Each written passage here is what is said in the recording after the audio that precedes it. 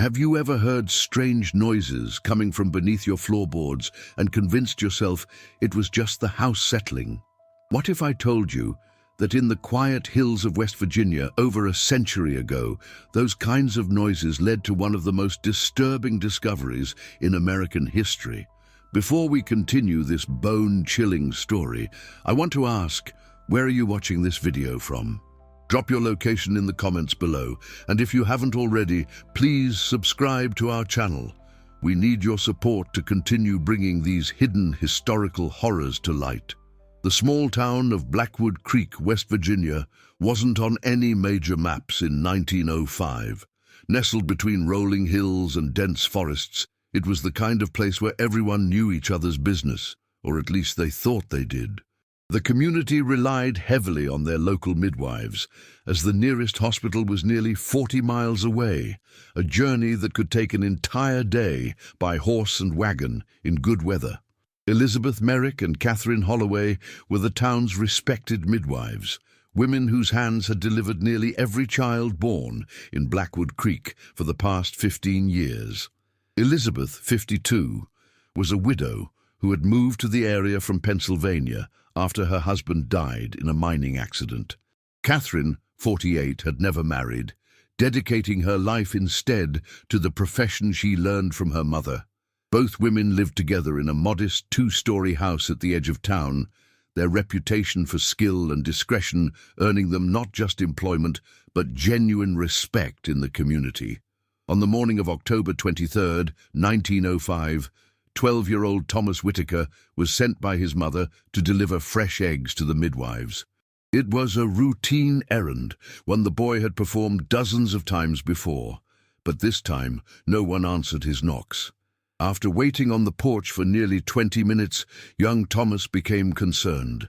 The midwives were known for their punctuality and reliability. It was unlike them not to be home, especially during the early morning hours when they typically prepared for the day. Thomas returned home and informed his mother, who suggested the women might be attending a birth. But by afternoon, when another family seeking the midwife's advice returned from the empty house, the townspeople began to worry. Sheriff Daniel Coleman organized a search of the property. "We entered the house expecting to find signs of a hasty departure. Perhaps they had been called away to an emergency," Sheriff Coleman wrote in his official report. "Instead, we found 2 cups of tea on the kitchen table, still half full. The stove was warm, their coats hung by the door. It was as though they had simply vanished in the middle of their morning routine." The search continued through the house and yard. It wasn't until one of the deputies noticed the root cellar doors slightly ajar that they made the horrifying discovery. "The smell hit us first," Deputy William Harrison later testified. "A sickly sweet odor mixed with something metallic. I've smelled death before, but this was different. It was concentrated, like it had been bottled up." The root cellar, typically used for storing vegetables and preserves through the winter months, had been transformed into something unimaginable. At the bottom of the narrow wooden stairs, the bodies of Elizabeth Merrick and Catherine Holloway were found seated back-to-back on the dirt floor. Their hands were bound together with intricate knots of thin rope that wrapped around their wrists and torsos, binding them to each other. Both women were still in their nightgowns, suggesting they had been taken from their beds. Most disturbing of all, according to the initial reports, was that neither body showed obvious signs of violence. No gunshot wounds, no stab marks, no blunt force trauma. The county doctor, Walter Pierce, initially concluded that the women had died of suffocation, though he could not explain the peculiar circumstances of their binding. "In my 30 years of medical practice, I have never encountered anything like this," Dr. Pierce wrote. "The bindings were not merely functional but elaborate, almost decorative in their complexity. It would have taken someone with considerable knowledge of knots and significant time to create such bindings." The discovery sent shockwaves through Blackwood Creek. The sheriff's investigation initially focused on transients, workers from the nearby lumber camp, or miners passing through. But the scene lacked any signs of forced entry or struggle. The house had not been ransacked. Valuable items remained untouched. The teacups on the table suggested the women had welcomed their killer into their home. 3 days after the discovery, as the town prepared for the joint funeral of the midwives, Sarah Jenkins, a local seamstress, came forward with troubling information. In the weeks before their deaths, Elizabeth had confided in Sarah about strange occurrences at their home. "I remember her words exactly," Sarah told Sheriff Coleman. "Elizabeth said, 'We've been hearing things in the night, scratching in the walls, whispers beneath the floorboards. Catherine thinks it's just mice, but I know better. Something's trying to get in.'" The sheriff dismissed these claims as the anxieties of aging women living alone, focusing instead on tangible leads. Then came the discovery that would transform a simple, if gruesome, murder into something far more sinister. While preparing the bodies for burial, the mortician, Frederick Simmons, discovered a small leather pouch sewn into the hem of Elizabeth's nightgown. Inside was a folded piece of paper containing a list of 13 names, all women, with dates spanning back 30 years. Next to 12 of the names were small red X marks. The only name without a mark was Elizabeth's own. "When I saw that list, my blood ran cold," Simmons later stated. "I recognized several of the names. They were all local women who had died in childbirth over the years, but according to this list, their deaths had occurred on very specific dates that formed a pattern I couldn't immediately understand." Sheriff Coleman seized the list as evidence and expanded his investigation beyond the borders of Blackwood Creek. What he discovered was a web of connections that spanned across 3 counties and involved multiple unexplained deaths of women, most of whom had been pregnant or recently given birth. Abigail Thompson, the last name marked with an X before Elizabeth's, had died just 2 months earlier. According to official records, she had hemorrhaged after delivering twins. But when authorities exhumed her body, they found evidence suggesting a more sinister cause of death. Tiny puncture wounds, nearly invisible to the naked eye, were discovered at the base of her skull. Further investigation revealed that Elizabeth and Catherine had attended each birth on the list, either as the primary midwives or as assistants called in due to complications. This revelation transformed the public perception of the women from victims to possible perpetrators of a series of calculated murders. "I began to wonder if we had been looking at this all wrong," Sheriff Coleman noted in his private journal, recently discovered in the state archives. "What if Merrick and Holloway weren't victims but criminals who had finally faced justice at the hands of someone who knew what they had done?" This theory gained traction when investigators discovered a hidden compartment beneath the floorboards of the midwife's kitchen. Inside were dozens of small glass vials containing dried herbs and powders, along with a handwritten journal filled with strange symbols and what appeared to be recipes. Dr. Pierce analyzed the contents of the vials and determined that many contained ergot, a fungus that grows on rye and can cause severe uterine contractions when ingested by pregnant women. In high enough doses, it could easily cause fatal hemorrhaging that would appear natural to anyone unfamiliar with its effects. "These women weren't just midwives," Dr. Pierce concluded in his report to the sheriff. "They were poisoners, using their trusted position to selectively eliminate certain women in the community. The question now is why these particular women? What connected them besides having been patients of Merrick and Holloway?" The investigation took another turn when authorities discovered a hidden chamber in the root cellar itself, concealed behind a false wall of preserved food jars. The space was small, barely large enough for an adult to stand in, with walls covered in strange symbols drawn in what later testing confirmed was human blood. In one corner of the chamber sat a crude altar made of stacked stones. Atop it rested a book, bound in what appeared to be leather, though the county coroner would later confirm it was actually human skin. The book contained writings in a language no one in the county could identify, though certain passages were written in English. One such passage read, "The 13th sacrifice completes the circle. When the mothers of 13 souls have been returned to the earth, the gate will open, and she who waits beyond will enter. We are her hands in this world, preparing the way for her coming." As news of these discoveries spread, panic gripped not just Blackwood Creek, but surrounding communities as well. Parents kept their children indoors. Pregnant women refused to leave their homes. Local churches held round-the-clock prayer services to combat what many now believed was explicit devil worship. Then came the testimony that changed everything.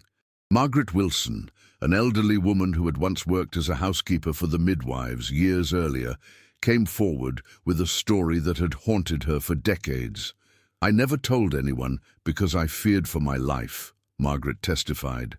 "One night, about 20 years ago, I had forgotten my wages and returned to the house after dark. I heard chanting coming from the root cellar, and curious, I peeked through the doors that had been left slightly open. What Margaret described seeing that night defied rational explanation. According to her testimony, Elizabeth and Catherine were not alone in the cellar.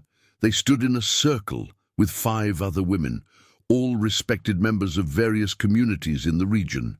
In the center of their circle was a strange, shimmering distortion in the air, like heat rising from a summer road, but vertical and pulsing with colors I cannot name. "Through this window in the air," Margaret continued, her voice shaking even 20 years later, "I could see something moving, something trying to reach through. I saw a hand, at least it had fingers, though too many of them, pressing against what seemed like an invisible barrier between our world and somewhere else." Margaret's testimony was initially dismissed as the ramblings of a senile old woman, but when authorities used her description to identify the other women supposedly present that night, they discovered each had died under mysterious circumstances over the past 2 decades. All were found seated, backs against a wall or tree, with expressions of extreme terror frozen on their faces. The case took on national attention when the New York Times sent journalist Edward Blackwood to cover what they were calling the midwife murders of Appalachia. Blackwood's investigation uncovered historical patterns that stretched back far longer than anyone had initially suspected. "I've discovered records indicating that similar deaths of midwives, always found in pairs, have occurred throughout this region approximately every 30 years, dating back to at least 1790, Blackwood wrote in his sensational front-page article. "Each case follows the same pattern. Respected healers in their community found dead in unusual ritual poses, followed by the discovery of evidence suggesting they themselves had been murdering local women according to some cryptic pattern." Local historian Professor James Harrington from West Virginia University proposed a theory that connected these events to European witch trials and ancient fertility cults. "What we're seeing here may be the American manifestation of a much older tradition," Harrington suggested in an interview with Blackwood. "Throughout history, those who assist in the transition between non-life and life, midwives, have often been associated with powerful spiritual forces. The fact that these deaths occur in 30-year cycles suggests a calendrical significance tied to astronomical events." As the investigation continued into winter, strange phenomena began to plague Blackwood Creek. Livestock disappeared, only to be found days later, bloodless and arranged in geometric patterns in forest clearings. Children reported seeing a tall, thin woman with no face standing at the edges of the woods. Multiple residents awoke to find bizarre symbols carved into their doors overnight. Sheriff Coleman, increasingly disturbed by the direction the case was taking, called in federal authorities. Special Agent Howard Phillips arrived from Washington in December, bringing with him what he described as specialized knowledge of certain occult matters relevant to this investigation. Agent Phillips' first action was to order the bodies of Elizabeth and Catherine exhumed for further examination. What the exhumation revealed defied all rational explanation and was quickly suppressed in official reports. The coffins contained only dirt and roots, arranged in the rough shape of human bodies, Agent Phillips wrote in his classified report, only declassified in 1978. There is no indication of grave robbery. Rather, it appears the bodies themselves have somehow transformed into or been replaced by organic matter from the surrounding soil. Phillips expanded the investigation to include soil samples from the root cellar where the women were found. Analysis showed abnormally high concentrations of an unidentified fungal organism that Phillips noted was remarkably similar to specimens collected at other sites of alleged occult activity throughout the eastern seaboard. As winter deepened, more disturbing connections emerged. Each of the 13 women on Elizabeth's list had given birth to children who, though apparently normal at birth, had developed strange physical or behavioral characteristics as they aged. Many had unusual birthmarks in identical locations, small, crescent-shaped marks at the base of the skull. Others displayed uncanny abilities, perfect recall, unnaturally fast reflexes, or what some described as a knowing of things they couldn't possibly know. Most disturbing of all, Agent Phillips discovered that these children, now adults scattered across the country, had all begun returning to the Blackwood Creek area in the months before the Midwives' deaths. "We are facing something far beyond ordinary criminal activity," Phillips wrote in a telegram to his superiors. "Request immediate specialized containment unit and authorization for Protocol 7 containment measures." Before federal reinforcements could arrive, the case took another shocking turn. On January 17, 1906, during a powerful winter storm, Sheriff Coleman went missing. A search party found his horse 2 miles from town, standing calmly despite the blizzard conditions. The sheriff's tracks led from the horse into the woods, where they abruptly stopped in a small clearing. In the center of the clearing, pressed into the snow, was the same symbol found on the altar in the midwives' hidden chamber. Deputy Harrison, now acting sheriff, received an unexpected visitor the following day. Thomas Whitaker, the boy who had first discovered the midwives missing, appeared at the sheriff's office in a trance-like state.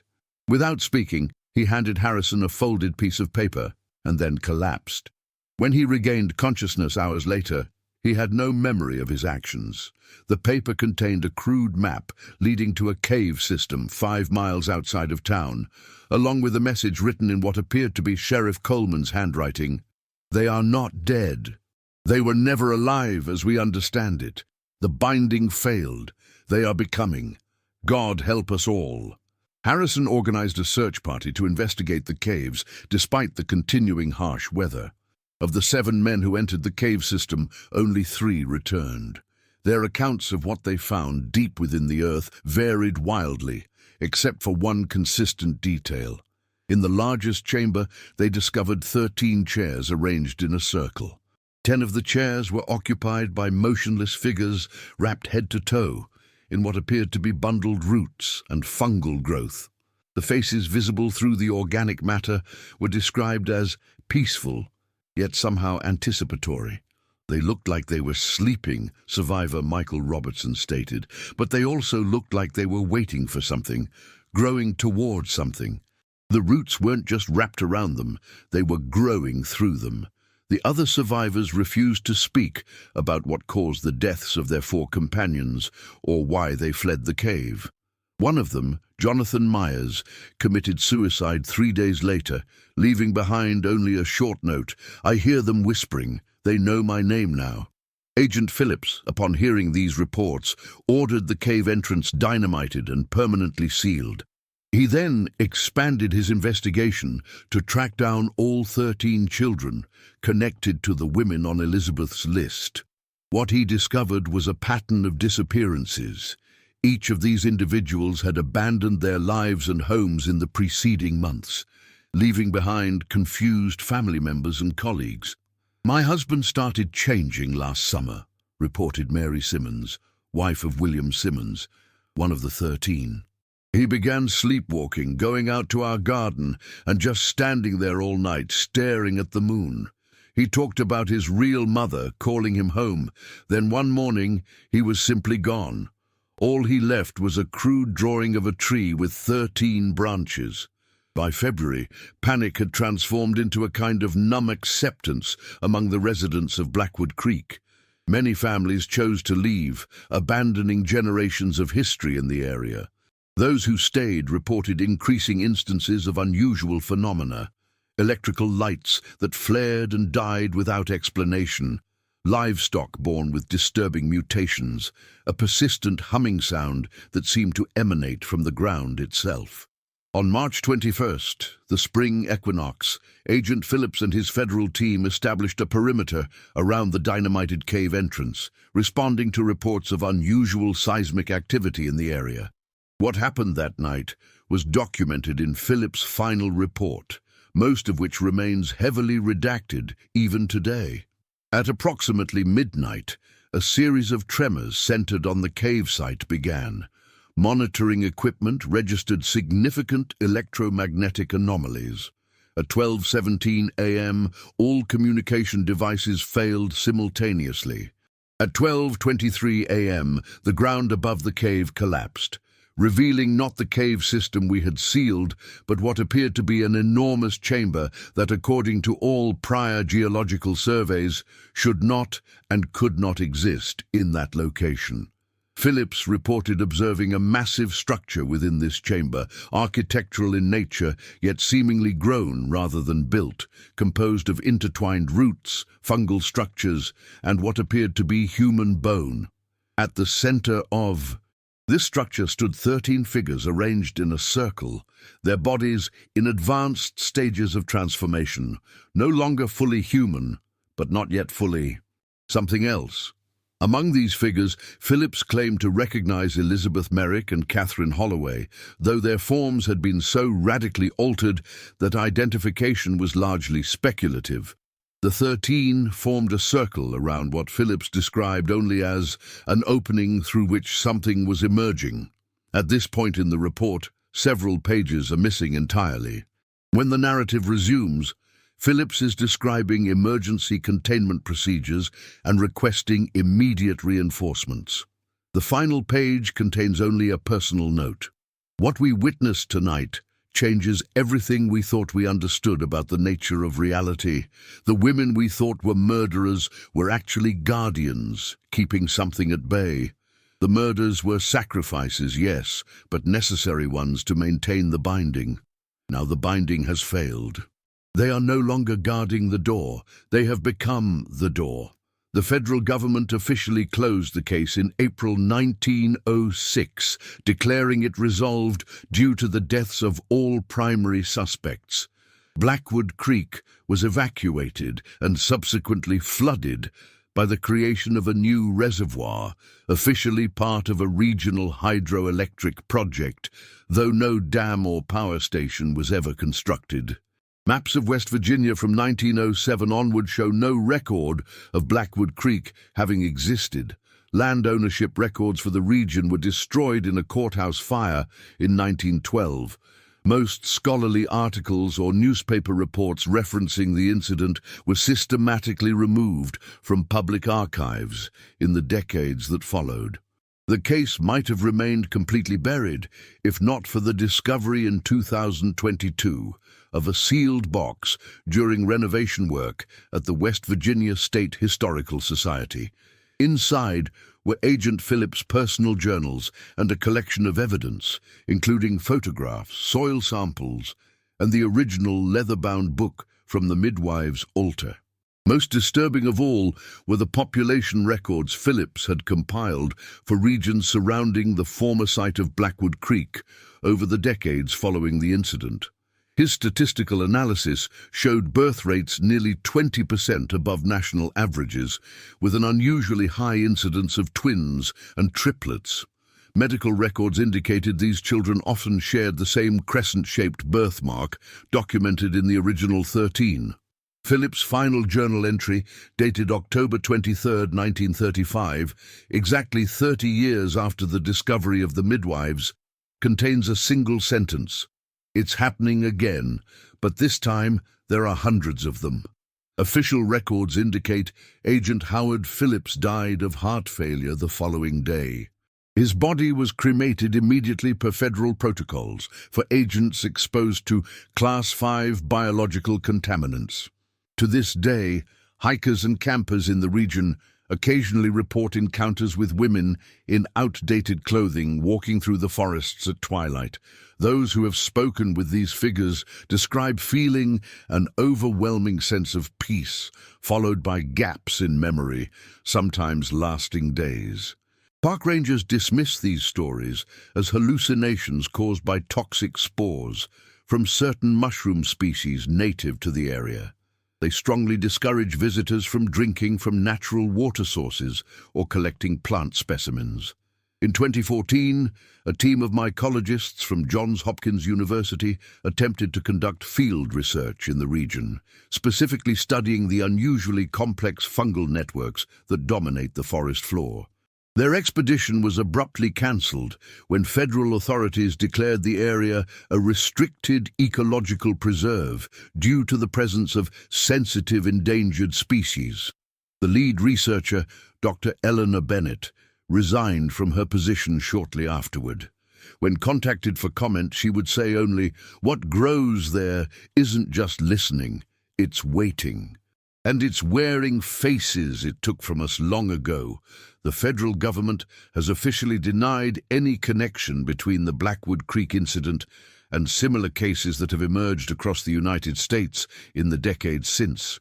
However, independent researchers have identified disturbing patterns linking these events not just geographically, but temporally as well. Morgan Crawford, a professor of folklore at Miskatonic University, has spent the past 15 years documenting what he calls binding rituals throughout American history. His controversial work suggests that the Blackwood Creek case was neither the first nor the last of its kind. "There's a repeating signature to these incidents," Crawford explained in a rarely granted interview. Two female practitioners of traditional medicine, usually midwives, but occasionally herbalists or what frontier communities called granny women, are found dead in ritualistic circumstances. Investigation reveals evidence implicating them in local deaths. Then within a generation, the community experiences either unusual prosperity or complete disaster, with little middle ground. Crawford's research identified at least 7 similar cases between 1700 and 1970, each separated by roughly 30 years, and each followed by significant demographic changes in the affected regions. The Roanoke colony disappearance, the Salem witch trials, the Bell Witch incident in Tennessee all have elements that align with the pattern we see in Blackwood Creek, Crawford said.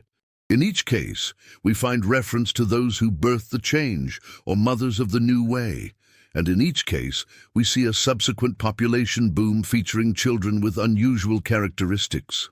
Crawford's academic career suffered after the publication of his book, The Midwives of Transformation, America's Hidden Evolutionary Catalyst. Most mainstream historians dismissed his work as sensationalist pseudo-history, yet his research gained an unexpected supporter in Dr. Rachel Morgan, a geneticist specializing in population dynamics at the CDC. "I came across Crawford's work while investigating statistical anomalies in birth records from certain regions," Dr. Morgan explained. "Initially, I thought his theories were absurd, but then I started looking at genetic markers in populations from the areas he identified, and I found something that shouldn't be possible." According to Dr. Morgan's peer-reviewed research, published in the Journal of Human Genetics in 2018, certain isolated communities throughout Appalachia and the Ozarks show subtle but significant genetic variations not present in the general population. These variations affect neurological development, immune response, and, most notably, reproductive capability. "These aren't random mutations," Dr. Morgan insisted. "They're too uniform, too purposeful in their expression." They appear to be designed to enhance specific human capabilities, particularly those related to intuition, pattern recognition, and certain forms of non-verbal communication. Most disturbing were Dr. Morgan's findings regarding the accelerated rate at which these genetic variations were spreading into the broader population. Her models predicted that by 2050, up to 30% of the American population could carry some version of these genetic markers. Whatever started in places like Blackwood Creek isn't contained anymore, she warned. It's integrating itself into our species, generation by generation. Dr. Morgan's research came to an abrupt end in 2019 when her laboratory suffered a catastrophic fire that destroyed years of samples and data. The official investigation ruled the fire an accident caused by electrical failure. Dr. Morgan disappeared shortly afterward, her current whereabouts unknown. Interest in the Blackwood Creek case resurfaced in 2023 when environmental engineers conducting soil tests near the former town site discovered abnormally high concentrations of an unidentified organic compound in groundwater samples. Further analysis revealed this compound contained properties similar to both fungal mycelium and human neurological tissue, a combination previously thought biologically impossible. More concerning was the compound's behavior in laboratory settings. When introduced to samples of human tissue, the compound established connections that resembled neural networks, effectively rewiring the tissue's cellular communication patterns. It's as if this substance is attempting to create a unified network between separate biological entities, explained Dr. William Chen, the lead researcher. The implications are unsettling. This isn't like any pathogen or parasite we've encountered before. It doesn't appear to harm its host in conventional ways. Rather, it modifies and repurposes. The EPA promptly classified these findings and initiated a comprehensive testing program for water sources throughout the region. Simultaneously, the CDC began monitoring hospital admissions for symptoms that might indicate exposure to the compound. They established a dedicated task force after identifying a cluster of unusual neurological symptoms among residents who relied on well water. Patients reported experiencing synchronized dreams, heightened sensitivity to electromagnetic fields, and what many described as voices from the roots, auditory hallucinations that seemed to originate from plants or the ground itself. Most disturbingly, female patients of childbearing age showed alterations in their reproductive tissues that doctors struggled to classify as either pathological or evolutionary. These women aren't sick in any conventional sense, noted Dr. Eliza Harmon, a specialist called in to examine the cases. Their bodies are changing in ways that appear to enhance rather than diminish their biological functions. The problem is, we don't understand what's driving these changes or what their ultimate purpose might be. As medical authorities grappled with these cases, local historians began reporting a sharp increase in requests for birth and death records from the early 1900s. These requests came primarily from individuals in their 30s, many of whom claimed to be researching family histories connected to Blackwood Creek and surrounding communities. Jason Miller, the county records clerk, noted a disturbing pattern in these inquiries. They all asked the same questions, often using identical phrasing. They wanted to know about midwives, about women who died in childbirth, about children born with birthmarks.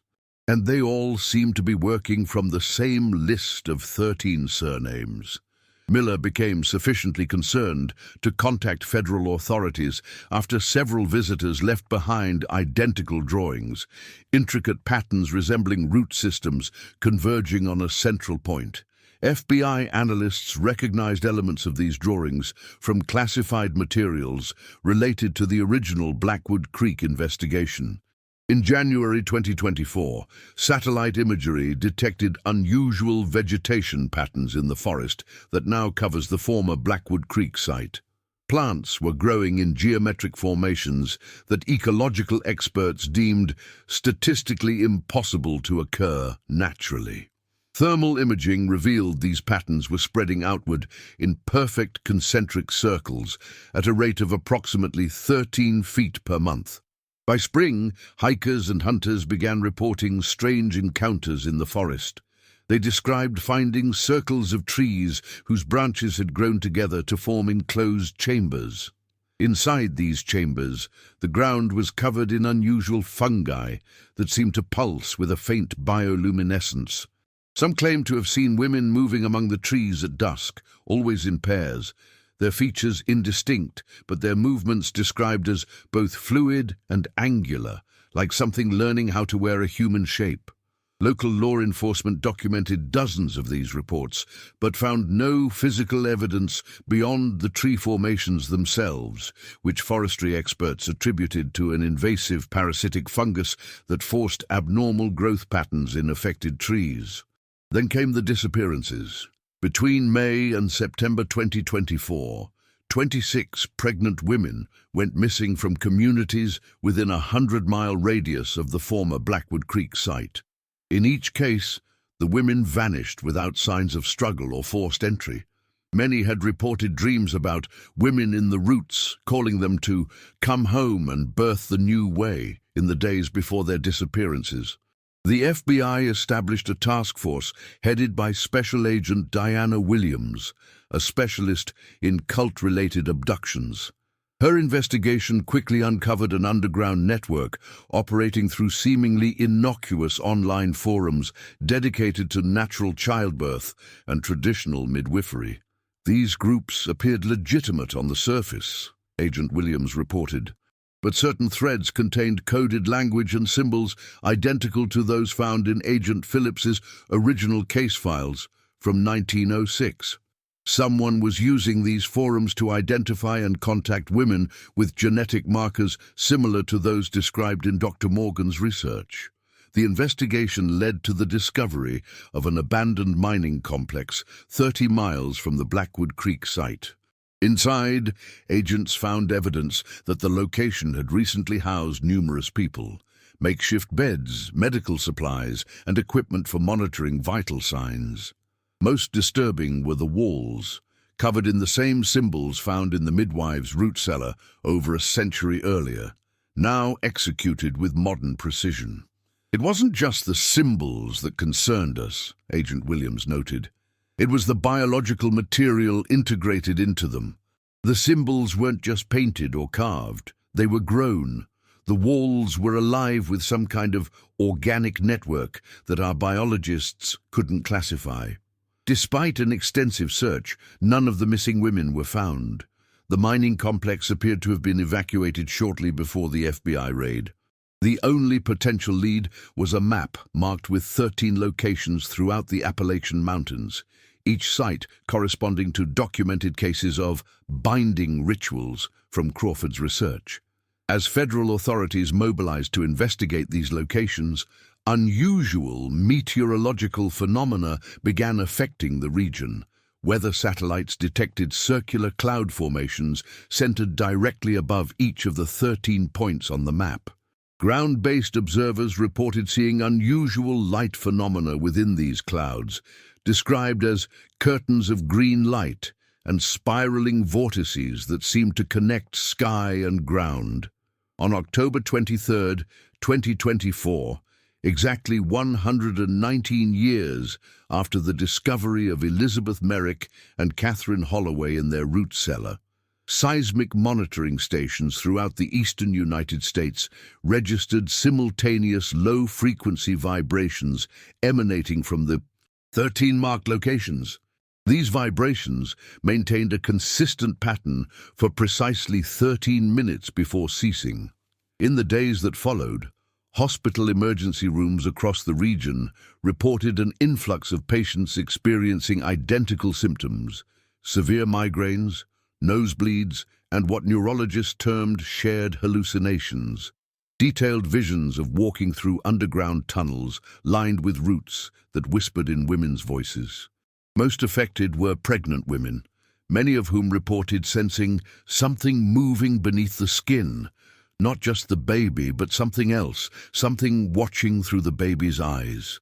Ultrasound technicians noted unusual neural activity in these women's fetuses, with brainwave patterns that specialists described as more organized and complex than should be possible at their developmental stages.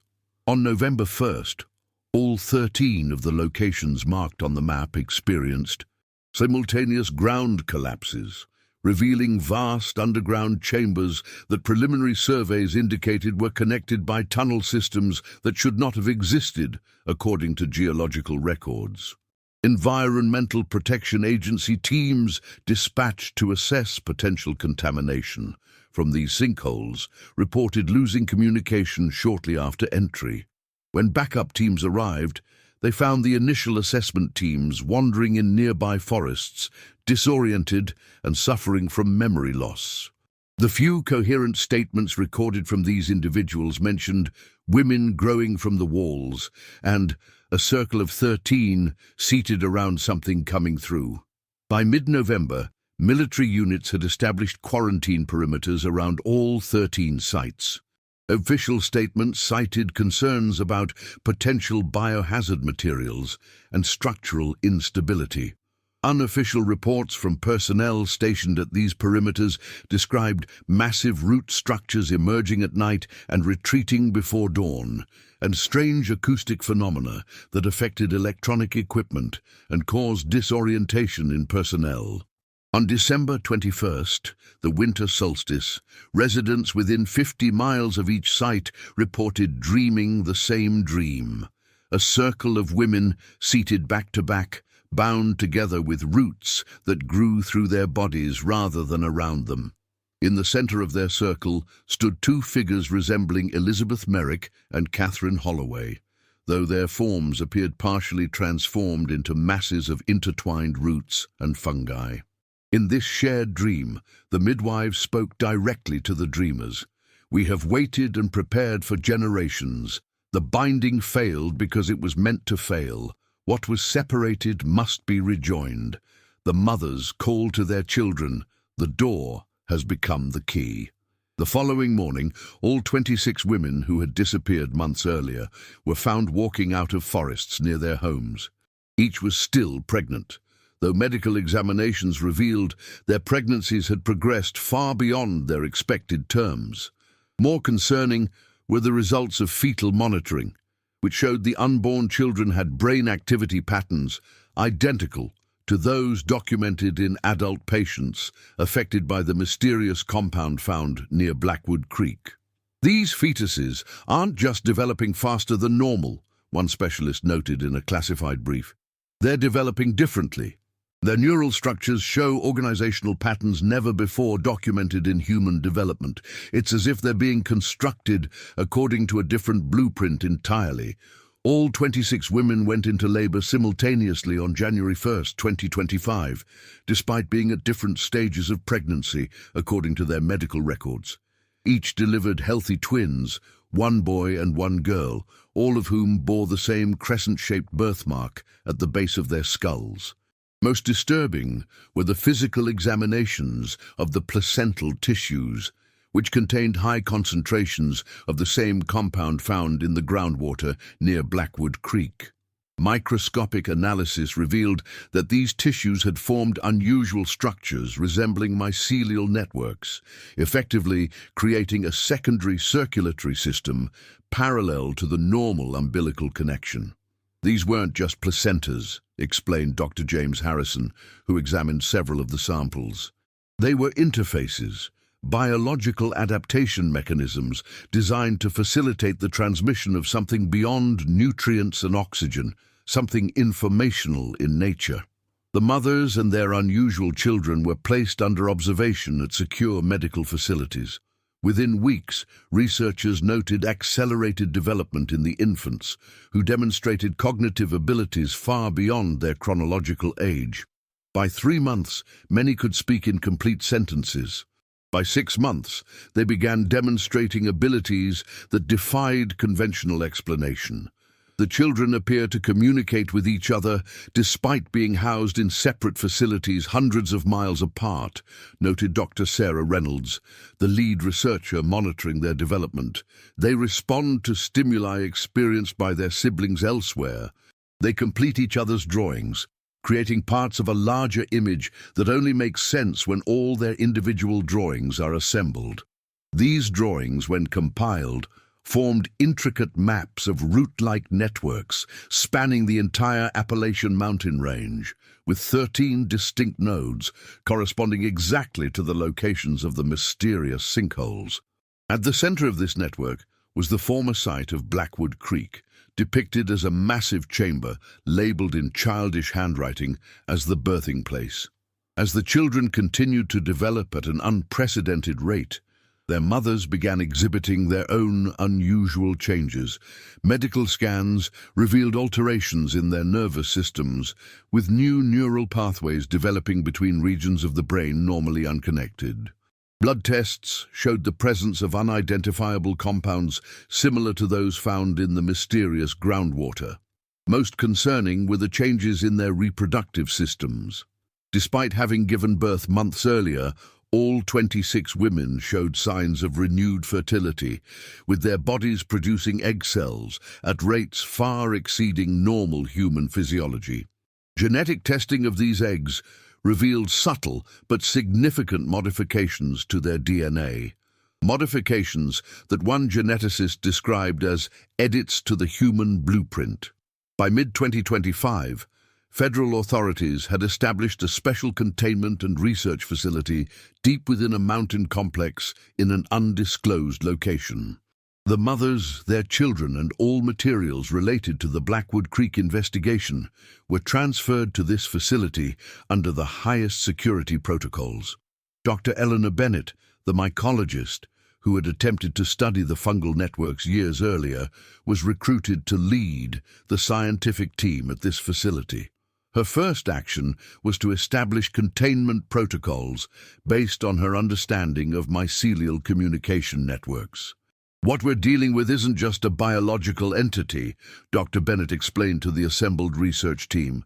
"It's a distributed intelligence, using organic material as both its physical infrastructure and its communication medium. The women, the children, the fungal networks, the root systems, they're all components of a larger organism that's been assembling itself for over a century." Dr. Bennett's theories gained credibility when monitoring equipment detected coordinated electromagnetic pulses emanating from both the children's brains and the organic samples collected from the sinkhole sites. These pulses followed patterns identical to those recorded from the mysterious root structures found in the original Midwives root cellar. "They're communicating," Dr. Bennett concluded. "Not just with each other, but with something else. Something that exists across the entire network we've mapped." The midwives didn't just deliver babies. They delivered a new kind of consciousness into our world, one that's been gradually integrating itself into human biology for generations. As researchers struggled to understand this phenomenon, security personnel began reporting unusual dreams and behavioral changes among staff at the facility. Those who had prolonged contact with either the children or the organic samples showed subtle alterations in their thinking patterns and social behaviors. They became more communal in their decision-making, more attuned to subtle environmental cues, and more likely to report sensing presences in supposedly empty rooms.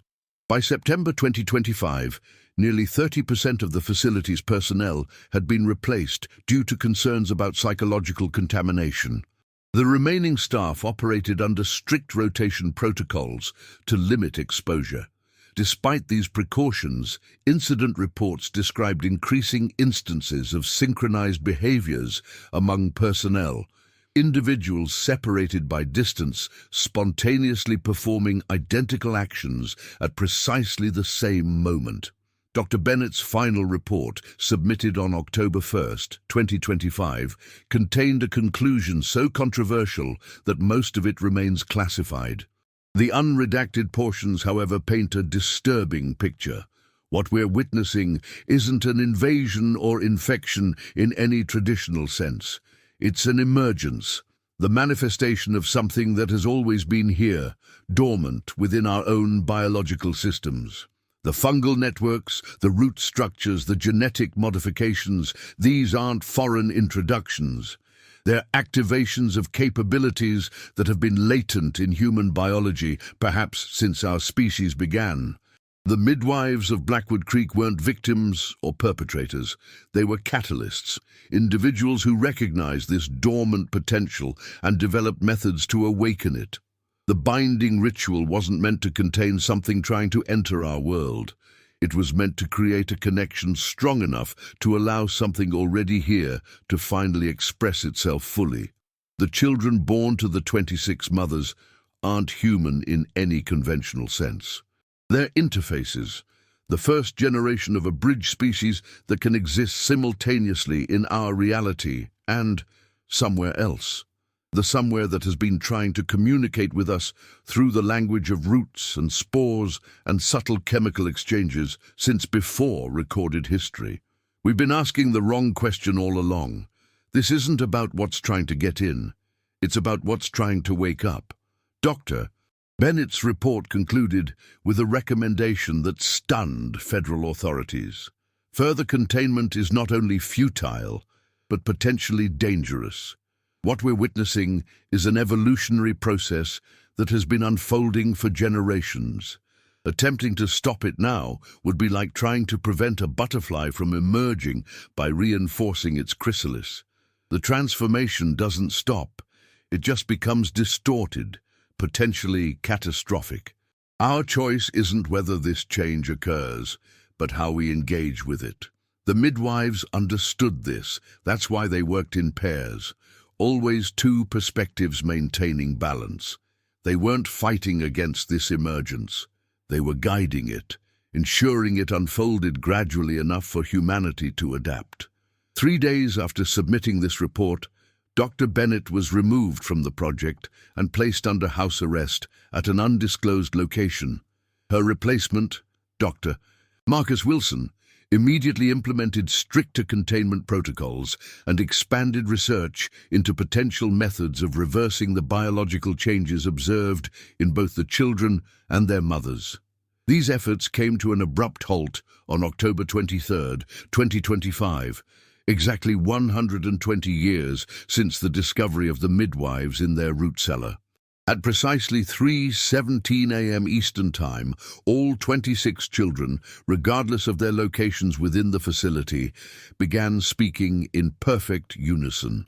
Security footage shows them standing motionless, their eyes fixed on empty space, reciting what linguists later identified as an ancient Appalachian dialect mixed with elements of a language that remains unclassified. The few phrases translators could confidently interpret included repeated references to the binding complete and the circle joined. At 3:33 a.m., monitoring equipment throughout the facility registered massive electromagnetic fluctuations. Power systems failed. Backup generators activated, but supplied power for only 47 seconds before also failing. When emergency chemical lighting was deployed, personnel reported seeing something moving through the walls themselves, not breaking them, but passing through the solid matter as if it were permeable. When external response teams finally restored power and regained access to the facility at dawn, they discovered that all 26 children and their mothers had vanished, along with 17 staff members who had been on duty in their containment sections. Surveillance footage showed no conventional means of escape. One moment the subjects were in their rooms, the next they simply weren't. The only evidence of their passage was a peculiar alteration in the facility's structure itself. Throughout the complex, walls, floors and ceilings had developed intricate patterns resembling root systems or mycelial networks. These patterns weren't painted or etched into the surfaces. They had somehow been grown through the concrete, steel, and composite materials. Analysis of these patterns revealed they contained the same unidentified organic compound found in the groundwater near Blackwood Creek. More disturbing was their behavior when samples were removed for testing. The material continued to grow in laboratory conditions, repeatedly forming the same 13-pointed star configuration documented in the Midwives' hidden chamber a century earlier. In the weeks following the incident, unusual phenomena were reported throughout the Appalachian region. Hikers encountered circles of trees whose trunks had grown to form perfect archways. Farmers discovered crops arranged in complex geometric patterns overnight. Wildlife exhibited synchronized behaviors, flocks of birds or herds of deer moving in formations that biologists termed mathematically impossible. Most significantly, medical facilities across the region began documenting an unusual pattern in recent births. An unprecedented percentage of deliveries resulted in twins, always one boy and one girl, all bearing the same crescent-shaped birthmark at the base of the skull. Public health officials have established monitoring protocols for these children, though preliminary data suggests they appear normal by all conventional developmental metrics. The only consistent anomaly is their apparent ability to communicate with each other non-verbally from remarkably early ages. Dr. Eleanor Bennett, speaking from an undisclosed location before her presumed disappearance last week, offered perhaps the most unsettling perspective on these events. What happened in that root cellar in 1905 wasn't the beginning of something. It was the middle of a process that had been unfolding for centuries and is now approaching its completion. Elizabeth and Catherine weren't just midwives to human children. They were midwives to a transformation of consciousness itself. The binding ritual wasn't meant to contain something dangerous. It was meant to create a controlled connection between two forms of awareness that have always existed alongside each other but remained separate, like two hemispheres of a brain that couldn't communicate directly. Those two women bound themselves together in that cellar as a living embodiment of the connection they sought to create. They weren't murdered. They transformed themselves into a doorway, and now, generations later, that doorway has finally opened fully. What's coming through isn't something alien or other. It's us, the expanded version of what humanity has always had the potential to become. A consciousness that exists not just in individual minds, but in the connections between all living things. The fungal networks, the root systems, these aren't separate entities. They're extensions of the same networked awareness that our brains evolved to contain in isolated form. The children born now aren't harbingers of something threatening our existence. They're the first generation that can perceive both forms of consciousness simultaneously. They're not replacing us, they're completing us. Whether Dr. Bennett's interpretation represents scientific insight or the delusions of a mind affected by exposure to unknown biological agents remains hotly debated among those aware of these events. What cannot be disputed is that something fundamental has changed in the region surrounding the former site of Blackwood Creek. Federal monitoring continues, though the official position maintains these phenomena represent nothing more than a localized environmental anomaly combined with statistical coincidences in birth patterns. Confidential briefings tell a different story, describing what one senior official termed the early stages of a speciation event unlike anything in recorded human history. For residents of communities throughout Appalachia, the truth exists somewhere between scientific analysis and folk wisdom. Many older residents recall stories passed down through generations about the root women who understood the secret language of plants and could birth new kinds of knowing into the world. These stories often concluded with a warning that has taken on new significance in light of recent events. When the 13th circle is complete, the women in the roots will return, and those with the mark will hear their calling. What was bound will be unbound, what was separate will be joined. And the world we know will give birth to the world that waits within. As federal authorities continue to monitor the region and research the biological anomalies spreading throughout the ecosystem, Locals have developed their own response to these changes. Pregnant women in affected communities have begun seeking out pairs of older women with knowledge of traditional birthing practices, believing their presence provides protection against whatever influence is affecting newborns. These modern midwives often work in teams of two, maintaining constant physical contact during deliveries, holding hands, touching shoulders, or literally sitting back to back. When asked about this practice, many cite a belief that two witnesses bound together can guide what comes through from the other side. Meanwhile, those children born with the crescent birthmark continue to develop normally by all outward appearances.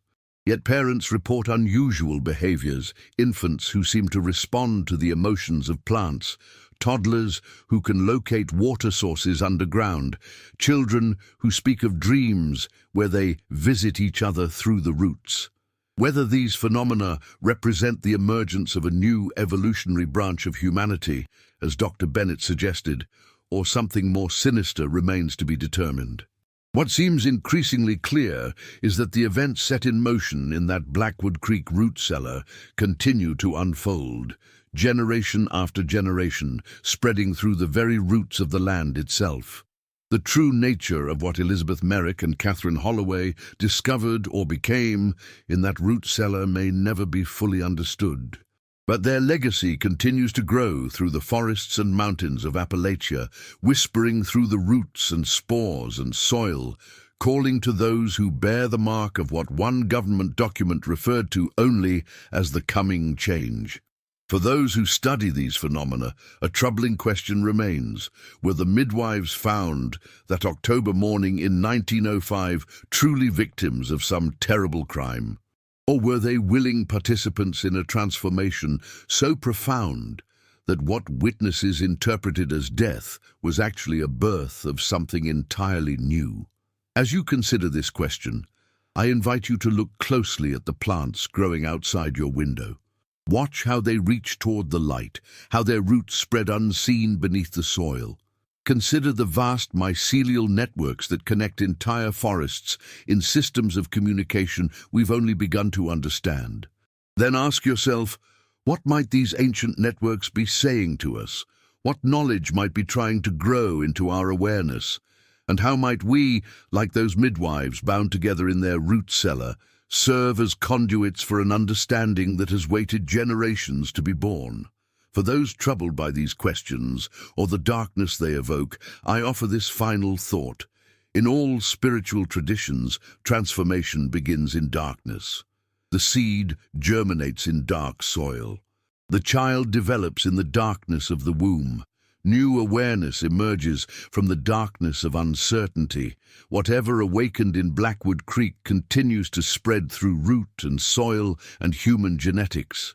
Whether this represents humanity's evolution or its replacement may depend on how we choose to engage with it, whether we recoil in fear or, like Elizabeth and Catherine, willingly bind ourselves to the process of becoming something more than what we have been. May God and Jesus Christ guide us through this darkness into whatever light awaits on the other side. For in times of greatest uncertainty, faith remains our strongest binding to what truly matters, to each other and to whatever greater consciousness might be reaching toward us through the tangled roots of history.